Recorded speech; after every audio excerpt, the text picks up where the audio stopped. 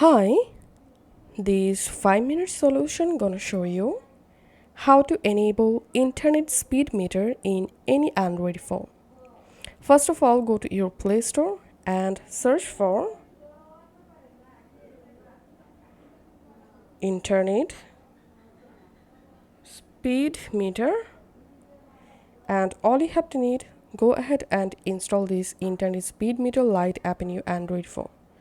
Once the app installed, open the app, and first time here just tap on grant permission, tap on allow, and now as you can see at the top left of my status bar, here you can see my internet speed meter at date, and it's working perfectly.